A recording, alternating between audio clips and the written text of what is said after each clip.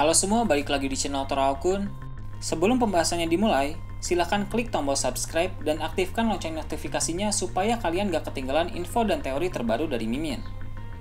Kalau udah, terima kasih.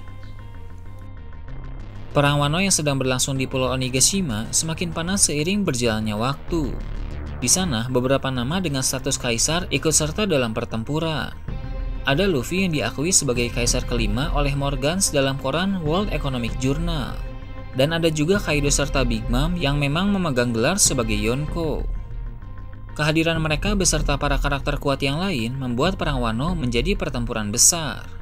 Namun, perang yang telah berlangsung sampai sejauh ini masih belum memasuki puncak, yang artinya akan ada lagi berbagai kejutan serta hal menarik dalam perang tersebut.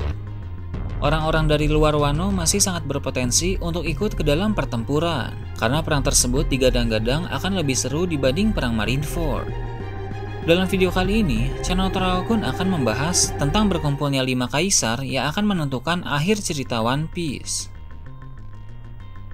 Sejak Big Mom melibatkan diri dalam perang Wano, banyak sekali fans yang antusias akan hal tersebut. Karena dengan adanya Big Mom di sana, maka pertempuran menjadi semakin seru. Pertempuran bukan hanya melibatkan satu Yonko saja, melainkan ada 2 Yonko. Kekuatan Yonko yang berada di luar logika manusia berpotensi menimbulkan kehancuran besar terhadap lingkungan sekitar. Apalagi jika ada 2 Yonko dalam satu pertempuran, maka kehancurannya bisa terjadi itu menjadi berlipat ganda. Di pihak lain, ada juga Luffy yang saat ini sudah sangat terkenal karena berbagai aksi yang sudah dia perbuat. Aksi terbaru yang paling menghebohkan publik adalah ketika Luffy bersama para krunya beraliansi dengan BG dan mengacau di wilayah kekuasaan Big Mom. Bahkan di sana Luffy berhasil mengalahkan Charlotte Katakuri yang merupakan anak terkuat Big Mom. Morgans pun menulis berita di koran World Economic Journal yang mana dia memberikan Luffy gelar sebagai Goko atau Kaisar kelima. Sampai sejauh ini, di Perang Wano telah terjadi berbagai hal menarik dan mengejutkan.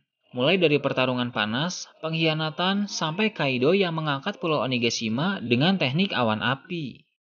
Tapi tentu saja kejutan demi kejutan masih akan terus bertambah. Beberapa di antaranya kemungkinan besar adalah kemunculan bajak laut Kurohige dan bajak laut Akagami.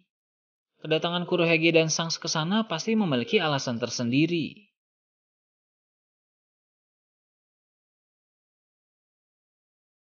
Untuk Kurohige, terakhir diperlihatkan dalam manga chapter 956, dia sedang bersiap untuk bergerak ke suatu tempat.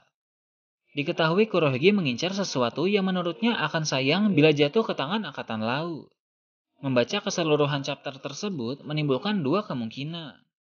Apa yang diincar oleh Kurohige antara kekuatan buah iblis merah-merah Nomi milik Sabo atau sesuatu di kerajaan Alabasta, yang mana sepertinya adalah Pluton, karena kerajaan Alabasta memang berhubungan dengan senjata kuno Pluton. Mengapa admin menduga yang diincar oleh Kurohige antara 2 hal tersebut? Karena 2 hal itu disinggung dalam chapter yang sama saat Kurohige bersiap memulai pergerakan. Pada chapter itu, ada berita menghebohkan soal Sabo dan ada pula Garp menjelaskan perihal insiden tertentu yang berkaitan dengan kerajaan Alabasta. Menurut admin, entah apapun yang Kurohige incar tidak akan dia dapatkan. Dengan begitu, Kurohige akan mengubah haluan dengan menuju ke Wano Kuni. Kurohige tahu di Wano Kuni ada pertempuran besar. Dia pasti telah memikirkan apa saja keuntungan yang bisa dia dapat jika pergi ke sana. Pertama, dalam Perang Wano banyak pengguna buah iblis, baik dari pihak Supernova maupun dari pihak Kaido dan Big Mom. Kurohige dan para anak buahnya sangat gencar memburu buah iblis untuk menambah kekuatan tempur. Oleh karena itu, pergi ke tempat di mana banyak pengguna buah iblis pasti terdengar begitu menggiurkan. Kedua, Kurohige yang tahu banyak hal pasti mengetahui bahwa di Wano Kuni terdapat beberapa poneglyph, termasuk rod poneglyph yang disimpan oleh Kaido. Sebagai orang yang dikonfirmasi dalam SBS suka meneliti sejarah, maka pastinya Kurohige juga tertarik dengan poneglyph. Apalagi rod poneglyph juga menjadi petunjuk untuk pergi ke Laugh Tale, sehingga itu menjadi benda wajib untuk dimiliki oleh siapa saja yang serius mau menjadi Raja Bajak Laut. Ketiga, Kurohige ingin menyingkirkan Kaido dan Big Mom sebagai saingannya. Menyerang terang-terangan kepada mereka sangat beresiko. Tapi, bila Kurohige datang saat perang akan berakhir, maka kesempatan menghabisi mereka lebih besar. Karena Kurohige punya tujuan besar, maka dia akan membawa hampir seluruh pasukan yang dia miliki. Semua komandan Titan dan aliansi termasuk Aokiji juga akan ikut serta. Misteri di balik keberpihakan Aokiji kepada Kurohige pun akan segera terungkap. Seperti teori populer yang banyak dibicarakan, Aokiji adalah anggota pasukan Sword. Itu akan diketahui benar atau tidaknya saat dia datang ke Wano Kuni nanti, karena di Wano Kuni ada X-Ray.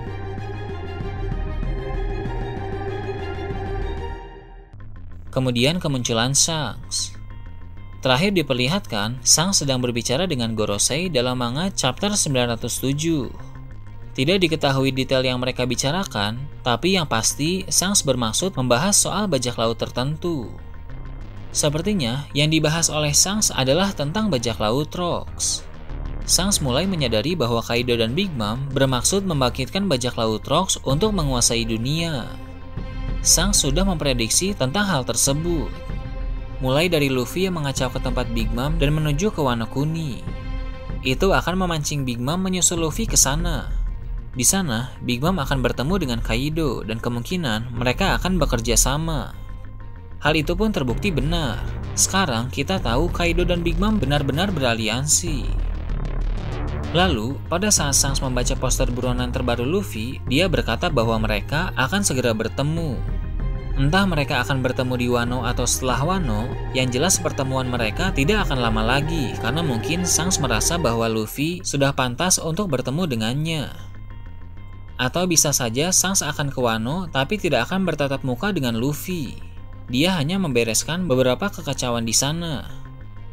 Saat di perang Marineford juga Shanks datang ke sana tapi tidak bertatap muka dengan Luffy. Dari kedatangan Shanks ini juga kejutan besar akan terjadi, di mana dia sudah beraliansi dengan Mihawk. Mihawk sudah bukan lagi Shichibukai, sehingga dia berpotensi beraliansi dengan Shanks.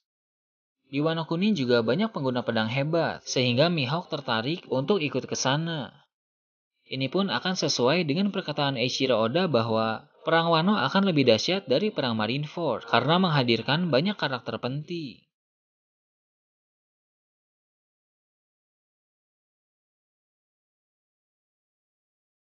Nah itu tadi, teori admin tentang berkumpulnya 5 kaisar yang akan menentukan akhir cerita One Piece.